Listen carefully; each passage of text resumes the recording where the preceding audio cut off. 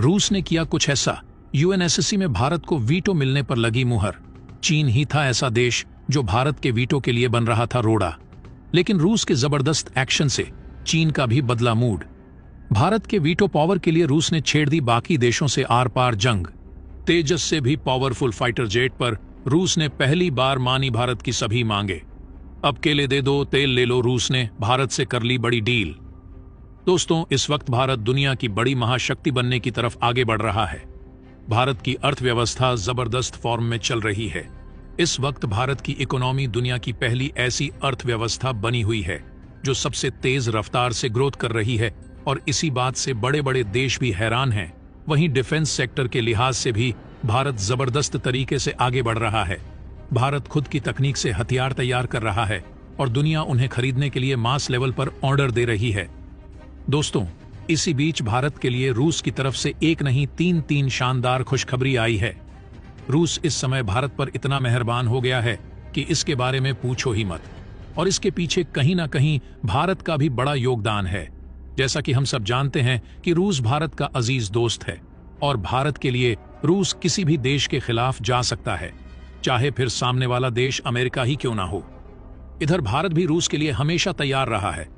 रूस यूक्रेन युद्ध में रूस को भारत की जरूरत थी, क्योंकि अमेरिका समेत तमाम पश्चिमी देश यूक्रेन के साथ थे और रूस पर इन देशों ने कई सैंक्शंस लगा दिए, जिसके चलते रूस का इंपोर्ट और एक्सपोर्ट पूरी तरह से ठप पड़ गया था, जिसकी वजह से उसकी इकोनॉमी पूरी तरह से चरमरा गई थी। अमेरिका द्वारा लगाए गए प्रतिबंधों के चलते कोई भी देश जब रूस का कच्चा तेल, गैस या फिर दूसरा सामान लेने के लिए तैयार नहीं हुआ और यूक्रेन के साथ युद्ध में फंसे रूस की अर्थव्यवस्था बर्बाद होने लगी, तब वह भारत ही था जिसने अमेरिका की धमकियों के बाद भी रूस से इतना कच्चा तेल खरीदा और रूस को इतना सारा पैसा दिया कि रूस अब तक यूक्रेन युद्ध में मजबूती से टिका है। इसलिए न तो रूस भारत का एहसान भूल सकता है और न ही भारत रूस का।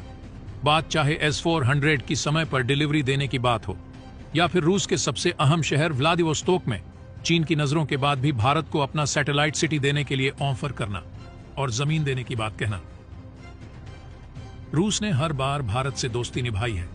हालांकि रूस चीन के साथ भी मित्रवत संबंध रखता है, फिर भी रूस भारत को ही ज्यादा अहमियत देता है।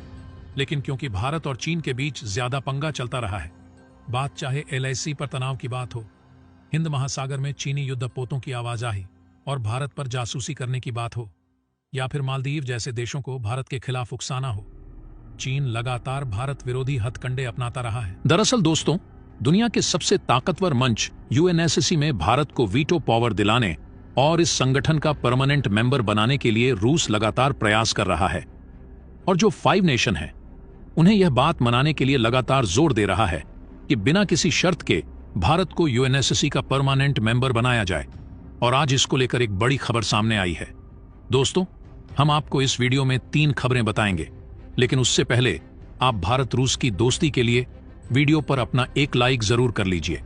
सबसे पहले बात करते हैं यूएनएससी में भारत के वीटो के लिए रूस ने अब क्या कुछ किया है। दोस्तों, भारत लंबे समय से यूएन का परमानेंट मेंबर बनने की कोशिश कर रहा है। इसको लेकर कई देशों ने समय समय पर अपनी सहमति भी जताई है और भारत को यूएन का परमानेंट मेंबर बनाए जाने को लेकर अपील भी की है। वहीं देखा जाए तो भारत इसके लिए पूरी तरह से योग्य भी है, और अगर भारत यूएन का स्थायी मेंबर बन जाता है तो इससे यूएन की इफेक्टिवनेस और ज्यादा बढ़ेगी। अब खबर निकलकर सामने आ रही है कि रशिया ने भारत को यूएन का परमानेंट मेंबर बनाए जाने को लेकर एक बार फिर से बड़ा बयान दिया है। दरअसल दोस्तों, यूएनएससी यानी यूनाइटेड नेशन सिक्योरिटी काउंसिल की प्राइमरी रिस्पॉन्सिबिलिटी है कि इंटरनेशनल पीस और सिक्योरिटी बनी रहे। यूएन के 15 मेंबर्स हैं, जिनमें 5 परमानेंट मेंबर हैं। यूएन के परमानेंट मेंबर्स में चीन, फ्रांस, रशिया, यूके और अमेरिका शामिल हैं। भारत भी लंबे समय से यूएन का परमानेंट मेंबर बनना चाह रहा है, जिससे इंटरनेशनल लेवल पर किसी डिसीजन को भारत भी इफेक्ट कर सके। इसको लेकर रशिया भी लंबे समय से भारत का फुल सपोर्ट करता आ रहा है और अब एक बार फिर से रशिया ने यूएनएससी में भारत की परमानेंट मेंबरशिप का सपोर्ट किया है। अब रशिया ने कहा है कि भारत और ब्राजील की परमानेंट सीटों के लिए मांग बिल्कुल जायज है और वह इसकी पूरी तरह से समर्थन करता है। यूनाइटेड नेशन में रशिया के परमानेंट रिप्रेजेंटेटिव ने कहा है कि यूएन में सुधारों की बात की जा रही है। ऐसे में भारत को सही पोजीशन दिलाने के लिए हम काफी प्रयास कर रहे हैं। उन्होंने कहा है कि यूएनएससी की इफेक्टिवनेस को बढ़ाने के लिए अफ्रीका, एशिया और लैटिन अमेरिका के प्रतिनिधित्व का एक्सपेंशन करना जरूरी है। अगर एक्सपेंशन करने का डिसीजन लिया जाता है तो ब्राजील और भारत स्ट्रॉन्ग कैंडिडेट हैं। आपको बता दें कि रूस की ओर से संयुक्त राष्ट्र सुरक्षा परिषद में भारत की स्थायी सदस्यता को लगातार समर्थन दिया जाता रहा है। कई मौकों पर रूस की ओर से साफ तौर पर कहा गया है कि यूएनएससी में भारत को भी स्थायी सदस्य बनाया जाना चाहिए, क्योंकि भारत एशिया की एक अहम ताकत है। बीते साल रूसी विदेश मंत्री सरगेई लावरोव ने भारत के विदेश मंत्री एस जयशंकर के साथ बैठक के दौरान कहा था कि उनका देश संयुक्त राष्ट्र सुरक्षा परिषद की स्थायी सदस्यता के लिए भारत का समर्थन करता है। लेकिन दोस्तों, भारत के इस रास्ते में चीन हमेशा से रुकावट डालता आ रहा है, क्योंकि चीन ये बिल्कुल भी नहीं चाहता कि भारत यूएन का परमानेंट मेंबर बने। यूएन के 5 परमानेंट मेंबर्स में अकेले चीन ही ऐसा देश है जिसने अभी तक भारत की मेंबरशिप को लेकर कुछ नहीं कहा है, वरना बाकी के 4 मेंबर्स अमेरिका, रूस, ब्रिटेन और फ्रांस कई बार भारत की मेंबरशिप को लेकर अपनी सहमति दे चुके हैं।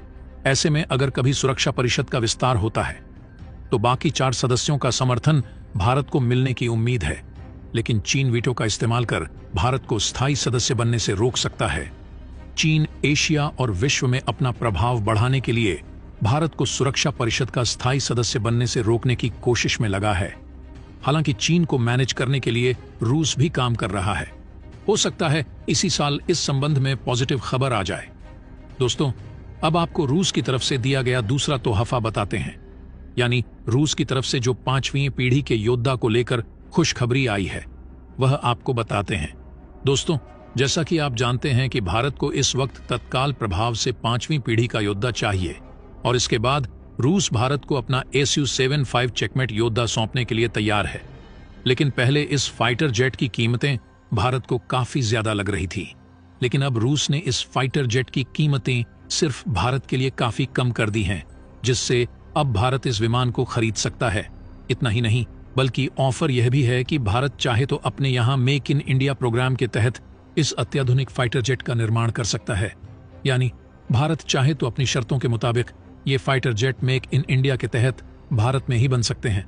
बताया यह जा रहा है कि भारत कुछ शर्तों के साथ इस विमान को खरीद सकता है। इसी बीच एक और खबर सामने निकल कर आ रही है। दरअसल रूस भारत से भारी मात्रा में केला खरीद रहा है। इससे पहले रूस इक्वाडोर से भारी मात्रा में केला खरीद रहा था, लेकिन इस समय रूस और इक्वाडोर के बीच संबंध बिगड़ चुके हैं, क्योंकि इक्वाडोर की सरकार ने रूसी सैन्य हार्डवेयर को उच्च तकनीक वाले अमेरिकी हथियारों से बदलने का फैसला लिया है। इक्वाडोर के इस फैसले के बाद रूसी सरकार ने भी अहम कदम उठाने शुरू कर दिए हैं, जिसका फायदा भारत को मिल रहा है। रूस ने इक्वाडोर से फल मंगाने बंद कर दिए हैं। इसमें विशेष रूप से केला, पपीता और अनानास जैसे फल शामिल हैं। एक रिपोर्ट के मुताबिक भारत से केले और पपीते की पहली खेप रूस पहुंच भी गई है। दूसरी खेप फरवरी के अंत तक रवाना होने की उम्मीद जताई जा रही है। इससे भारत को यह फायदा होने वाला है कि इस समय रूस में केले की डिमांड बहुत ज्यादा बढ़ गई है, जिसके लिए रूस भारत को कई बड़े ऑफर दे रहा है और वहीं भारत की कई तेल कंपनियां रूस से सस्ता तेल खरीदने के लिए बात कर रही हैं। और अब यही उम्मीद लगाई जा रही है कि रूस भारत को फिर से सस्ता तेल दे सकता है। बाकी दोस्तों, इसके बारे में आपका क्या कहना है? कमेंट बॉक्स में जरूर बताइएगा। तो दोस्तों, जय हिंद, जय भारत।